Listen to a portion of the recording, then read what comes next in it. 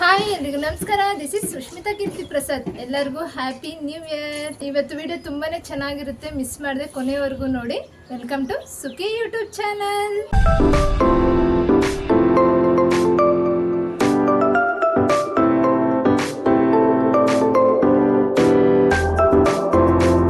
Okay, ಇವತ್ತು ಹೊಸ ವರ್ಷ ಆಗಿರೋದ್ರಿಂದ ನಂದು ಫಸ್ಟ್ ವಿಶು ಎಲ್ಲೋ ಒಂದು ಕಡೆ ಹೋಗಬೇಕು ಅಂತ ಅಂದ್ಕೊಂಡಿದ್ದೆ. ನಮ್ಮ ಯಜಮಾನರು ಅದನ್ನು ಇವತ್ತು ಅನೌನ್ಸ್ ಮಾಡ್ತಾ ಇದ್ದಾರೆ. ಸೊ ಬೆಳಿಗ್ಗೆ ಅಲ್ಲ ಸಾರಿ ಮಧ್ಯಾಹ್ನ ಆಗಿದೆ ಆಲ್ಮೋಸ್ಟ್. ಎದ್ದು ಎಲ್ಲ ರೆಡಿ ಆಗಿದ್ದೀವಿ. ನಾನು, ನಮ್ಮ ಮನೆಯವರು, ನನ್ನ ಪಾಪು ಎಲ್ಲ ರೆಡಿ ಆಗಿದೆ. ಸೊ ಎಲ್ಲಿಗೆ ಏನು ಅಂತ ಗೊತ್ತಾಗಬೇಕು ಅಂದರೆ ವಿಡಿಯೋನ ಸ್ಕಿಪ್ ಮಾಡಿದ್ರೆ ಕಂಟಿನ್ಯೂಸ್ ಆಗಿ ನೋಡಿ. ತಲೆ ಹೊಡ್ಕೋತೀಯಕ್ಕಂದು ಸೊ ವಿಡಿಯೋನ ಸ್ಕಿಪ್ ಮಾಡಿದ್ರೆ ಕೊನೆವರೆಗೂ ನೋಡಿ. ಪ್ಲೇಸ್ ತುಂಬಾ ಚೆನ್ನಾಗಿರುತ್ತೆ. ಆಲ್ಮೋಸ್ಟ್ ಎಲ್ಲ ಕ್ಯಾಪ್ಚರ್ ಮಾಡೋಕ್ಕೆ ನಾನು ಕೂಡ ಟ್ರೈ ಮಾಡ್ತೀನಿ. Keep watching. Bye bye. ಏನಪ್ಪ ಇವಳು ನ್ಯೂ ಇಯರ್ ಮುಗ್ದು ಆಗಲೇ 1 ವಾರ 15 ದಿನ ಆಗ್ತಾ ಬಂತು, ಇವಾಗ ಅಪ್ಲೋಡ್ ಮಾಡ್ತಿದ್ದಾಳೆ ಅನ್ಕೋತಿದ್ದೀರಾ. ಸೊ ಒಂದು ಸ್ವಲ್ಪ ಟೆಕ್ನಿಕಲ್ ಇಶ್ಯೂಸ್ ಇತ್ತು. ಎಡಿಟ್ ಮಾಡಿ ಇಟ್ಟಿದ್ದ ವಿಡಿಯೋ ಕೂಡ ಏನೋ ಆಗಿ ರಿಮೂವ್ ಆಯಿತು. ಸೊ ಹಾಗಾಗಿ ಮತ್ತೊಂದು ಸಲ ಎಡಿಟ್ ಮಾಡಿ ಅದ್ರ ಮಧ್ಯೆ ನನ್ನ ಮಗ ಕೂಡ ಹುಷಾರು ತಪ್ಪಿದ್ದ. ಸೊ ಕಂಟಿನ್ಯೂಸ್ಲಿ 2 ದಿನ ನಿದ್ದೆ ಕೆಟ್ಟು ಈ ಎಫೆಕ್ಟ್ ಎಲ್ಲ ಆಗಿದ್ದರಿಂದ ಸ್ವಲ್ಪ ಲೇಟಾಗಿ ನ್ಯೂ ಇಯರ್ ವಿಡಿಯೋನ ಅಪ್ಲೋಡ್ ಮಾಡ್ತಾಯಿದ್ದೀನಿ. ಪ್ಲೀಸ್ ನಿಮ್ಮ ಪ್ರೀತಿ, ನಿಮ್ಮ ಸಪೋರ್ಟ್ ಹೀಗೆ ಇರಲಿ. ನಮ್ಮ ಯಜಮಾನರು ಎಷ್ಟರ ಮಟ್ಟಿಗೆ ಚೇಂಜ್ ಆಗೋಗಿದ್ರು ಅಂದರೆ ಬರೀ ಕೆಲಸ, ಫ್ರೀ ಇದ್ದಾಗ ಫ್ರೆಂಡ್ಸು, ನನಗೆ ಸ್ವಲ್ಪ ಟೈಮ್ ಕೊಡು, ನನಗೆ ಸ್ವಲ್ಪ ಹೊರಗಡೆ ಕರ್ಕೊಂಡೋಗು ಅಂದರೆ ಇರೋದೊಂದು ರಜಾ, ಅದರಲ್ಲಿ ಬೇರೆ ನೀನು ತಲೆ ತಿಂತೀಯಾ ಅಂತ ಬೈಯೋ ರೇಂಜಿಗೆ ಬದಲಾಗಿದ್ರು. ಬಟ್ ಇವಾಗ ನನ್ನ ಆಸೆಗಳನ್ನ ಕೂಡ ತಿಳ್ಕೊಂಡು ಫುಲ್ಫಿಲ್ ಮಾಡ್ತಾ ಇದ್ದಾರಲ್ಲ, ಸೊ ತುಂಬಾ ಖುಷಿಯಾಗಿದ್ದೀನಿ. ಅವಾಗ ಜಾಸ್ತಿ ಇತ್ತು ಬೆಟ್ಟ, ಇದೇನು ಕಮ್ಮಿ ಆಗೋಗಿದೆ?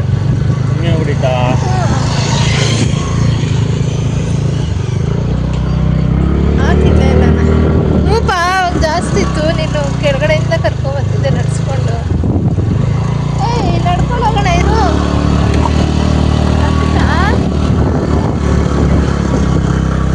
ನೋಡಿ ನಮ್ಮ ಯಜಮಾನ್ರ ಹೆಂಡತಿ ಮೇಲೆ ಎಷ್ಟು ಪ್ರೀತಿ, ಬೆಟ್ಟನ ಕಡ ಗಾಡೀಲಿ ಹತ್ತಿಸ್ತಾ ಇದ್ದಾರೆ. ಹೌದಾ? ನನ್ನ ಹೆಂಡತಿಗೆ ಕಾಲು ನೋಯುತ್ತೆ ಅಂದ್ಬಿಟ್ಟು ಇಡೀ ಬೆಟ್ಟನೇ ಗಾಡೀಲೇ ಹತ್ತಿಸ್ಕೊಂಡು ಕರ್ಕೊಂಡು ಹೋಗ್ತಾ ಇದ್ದಾರೆ. ಮಾಮಿ ಓಪನ್ ಆಯ್ತಾ? ಇಲ್ಲ, ಕ್ಲೋಸ್ ಆಗಿದೆ. ಸೊ ಅದೇ ದೇವಸ್ಥಾನ, ಇದು ಬೆಟ್ಟ. ಪಾಪ ಇಟ್ಕೊ. ನೋಡಿ ಮಧ್ಯಾಹ್ನ 3:15. ಇದು ಫಾಗ್ ಇನ್ನು ಹೆಂಗಿದೆ, ಯಾಕೋ ವೆದರ್ ಇವತ್ತು ಹೆಂಗಿದೆ. ಟೋಪಿ ಸರಿ ಮಾಡಿ ಪಾಪಗೆ. ಗುಂಡಾಂಜನೇಯ ಬೆಟ್ಟ, ಗುಂಡಾಂಜನೇಯ ಸ್ವಾಮಿ ದೇವಸ್ಥಾನ.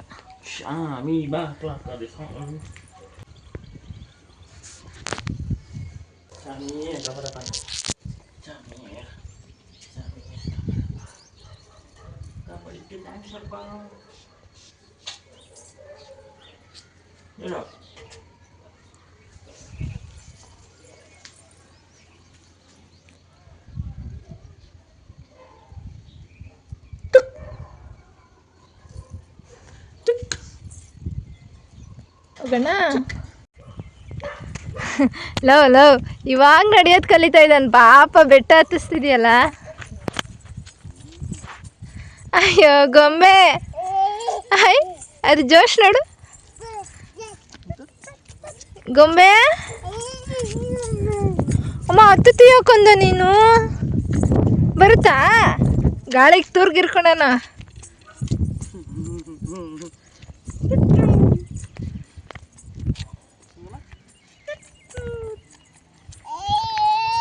ಬಾ ಬಾ ಬಾ ಅದಿವೆ.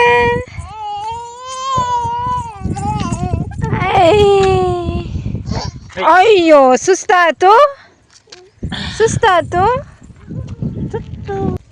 ಹಸು ಹುಲ್ಲು ಮೇಯುತ್ತಿದೆ. ಅಯ್ಯೋಯ್ಯೋ,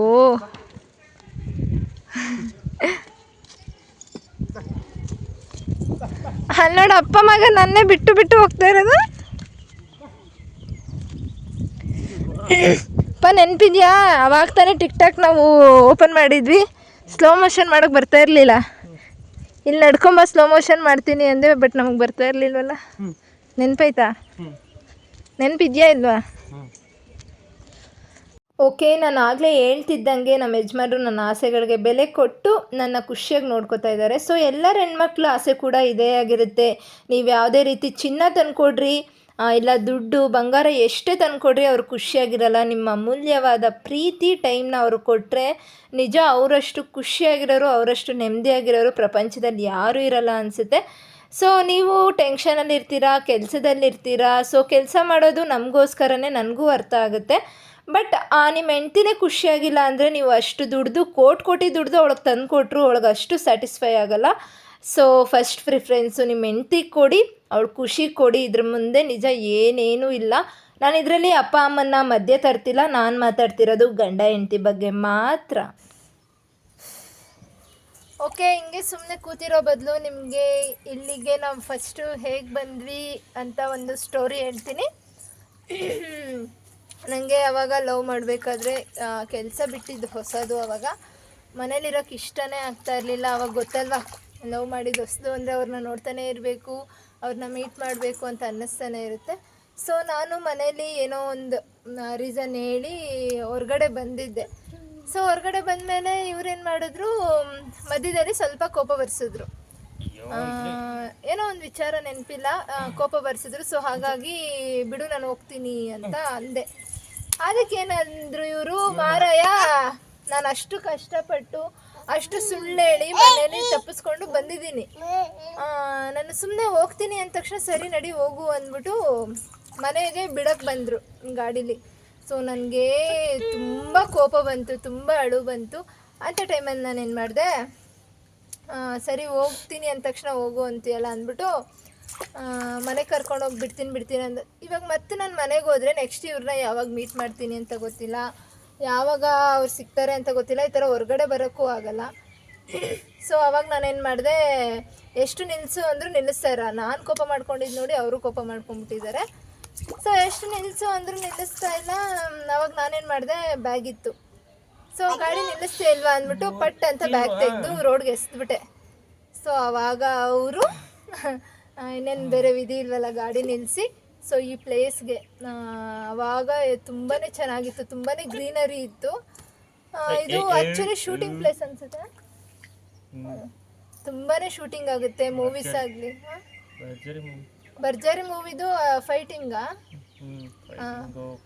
ಭರ್ಜರಿ ಮೂವಿದು ಫೈಟಿಂಗು ಅದು ಇದು ಎಲ್ಲ ಆಲ್ಮೋಸ್ಟ್ ಇಲ್ಲೇ ಆಗಿದ್ದು. ಸೊ ಆ ಪ್ಲೇಸ್ ಅಂತ ನಂಗೆ ಗೊತ್ತಿರಲಿಲ್ಲ. ನಾನು ಬೇಜಾರಾಗಿದ್ದು ನೋಡಿ ನನಗೆ ನೈಸ್ ಮಾಡಬೇಕು ಅಂತ ಈ ಪ್ಲೇಸಿಗೆ ಕರ್ಕೊಬಂದಿದ್ರು. ಆವಾಗ ಬಂದಿದ್ದು ನೆಕ್ಸ್ಟ್ ನೋಡಿ ಮದುವೆ ಆಗಿ ಪಾಪು ಜೊತೆ ಬಂದಿದ್ದೀವಿ. ಸೊ ಇದಾಗಿತ್ತು ನಮ್ಮ ಸ್ಟೋರಿ. ಇದ್ರದ್ದು ಏನಾರ ಫೋಟೋಸ್ ಸಿಕ್ಕಿದ್ರೆ ನಾನು ಇದರಲ್ಲಿ ಅಟ್ಯಾಚ್ ಮಾಡಿರ್ತೀನಿ. ನೋಡಿ ನಾವು ಮಾತಾಡ್ತಿದ್ರೆ ಅವ್ನು ನೀರಲ್ಲಿ ಎಷ್ಟು ಚೆನ್ನಾಗಿ ಆಟಾಡ್ತಿದ್ದಾನೆ. ಚಿಕ್ಕ ಚಿಕ್ಕ ಮೀನುಗಳು ಇದೆ, ತೋರಿಸ್ತೀನಿ ರೀ. ಎಲ್ಲಿ ಮೀನು? ಇಲ್ಲಿ ಪಾಪ ಕೋಲು ಹೊಟ್ಟೋಯ್ತು ಅನ್ನತ್ತಮ್ಮ, ಹೊಟ್ಟೋಯ್ತಾ? ಓ ಬಾ ಬಾ ಅನ್ನ. ಎತ್ಕೊಂಡು ಹೋಗ್ಬಿಡ್ತೀನಿ. ಸ್ವಿಮ್ಮಿಂಗ್ ಮಾಡ್ತೀ?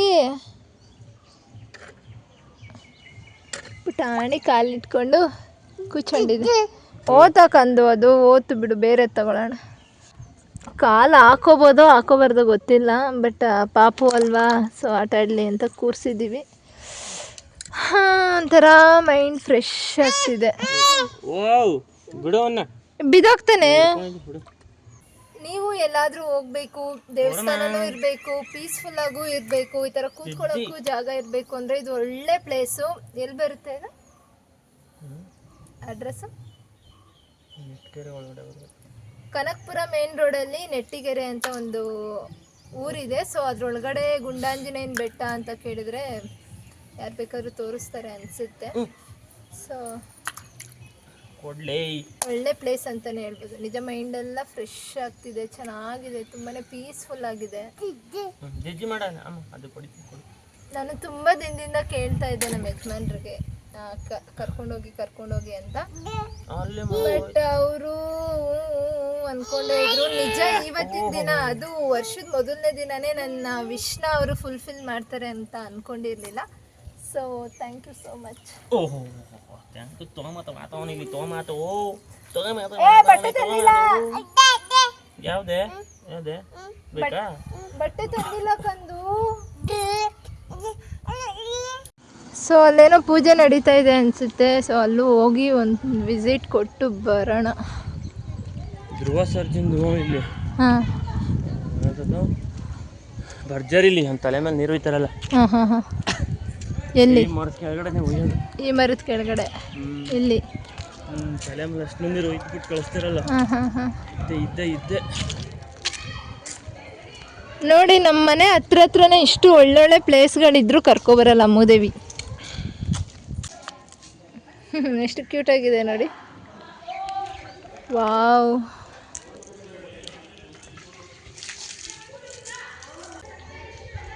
ಬಿಡು ಪಾಪನ.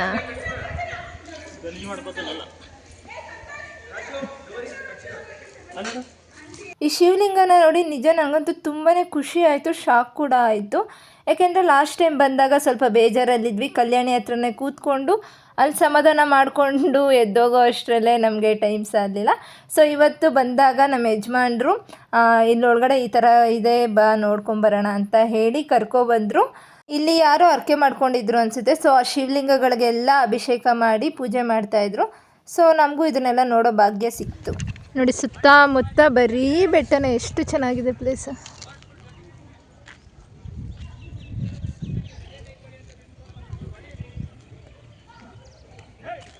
ಇರೋ ನಾನು ಬರ್ತೀನಿ.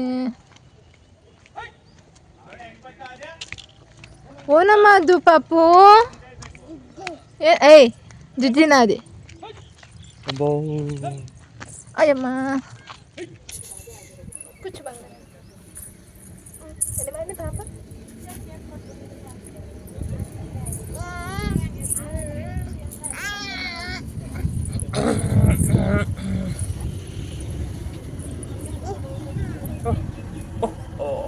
ಅಪ್ಪ ಮೇಲೆ ಟಚ್ ಮಾಡಿ, ಟಚ್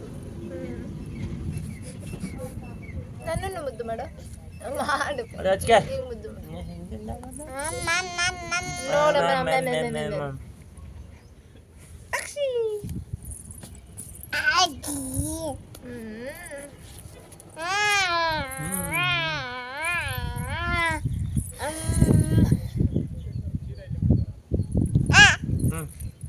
ಅವನ್ನ ನೋಡ್ಕೊಂಡು ಆಡ್ತಾ ಇರೋದು. ಓಕೆ ಮಾತಾಡು. 2025 ಮುಗೀತು, 2026 ಬಂತು ಆಲ್ರೆಡಿ ಇವತ್ತು. ಈ ವರ್ಷ ಏನೇನು ಮಾಡಬೇಕು ಅಂದ್ಕೊಂಡಿದ್ಯಾ? ಹೇಗಿರಬೇಕು ಅಂದ್ಕೊಂಡಿದ್ಯಾ?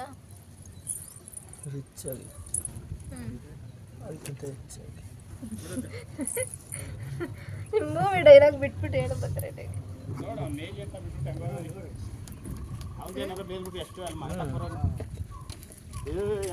ನನ್ನನ್ನು ಹೇಗೆ ನೋಡ್ಕೋಬೇಕು ಹೇಳಪ್ಪ ಹೇಳಪ್ಪ. ಅಲ್ಲೋಡು ವ್ಯಾನಿಟಿ ಬ್ಯಾಗ್ ಹಾಕೊಂಡು ಹೋಗ್ತಾನಂತೆ. ಹೌದಾ? ಅಪ್ಪಡಿಯಾ? ಹೇಳಪ್ಪ ಮಾತಾಡಪ್ಪ. ನೋಡಲ್ಲ ಆಡಿಯನ್ಸ್ ಕಾಯ್ತವ್ರೆ. ಆಡಿಯನ್ಸ್ ದೇವ್ರಿಗೇನು ಹೇಳ್ತೀಯಾ? ಎಷ್ಟು ಮುದ್ದಾಗಿರೋ ಹೆಂಡ್ತಿ, ಎಷ್ಟು ಬೊಂಬಾಟಾಗಿರೋ ಮಗನ ಕೊಟ್ಟವನೆ. ಒಳ್ಳೆ ಗಂಡನ ಕೊಟ್ಟವನೆ ಅಂತ ಮಾತಾಡು. ಇದು ಸ್ಪೆಷಲ್ ಆಗೈತೆ. ಏನಿದು? ಅದೇ ಹೊಡಿಯೋದಾ? ಓ ಗಾಳಿ ಬಂದ್ರೆ ಹೊಡಿಯೋದಾ? ತಿರುಗುತ್ತಾ? ಹಾಂ. ಓ ಪರವಾಗಿಲ್ಲ, ಎಷ್ಟು ಏನಕ್ಕಾಗೈತಲ್ಲ.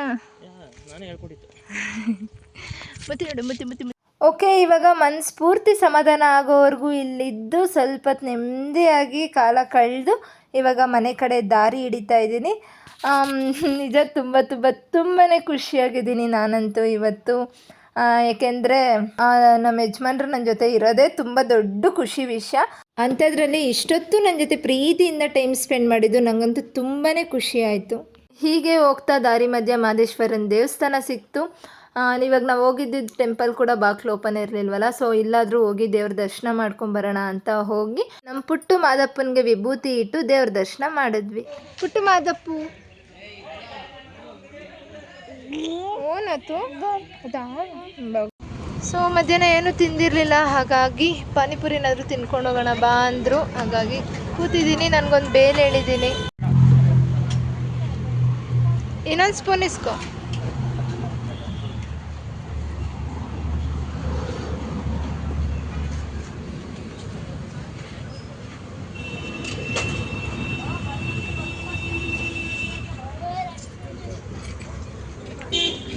ಎತ್ಕೊಂಬೇದು ಎತ್ಕೊ, ಕಲಪುರಿ ಎತ್ಕೊವೆ.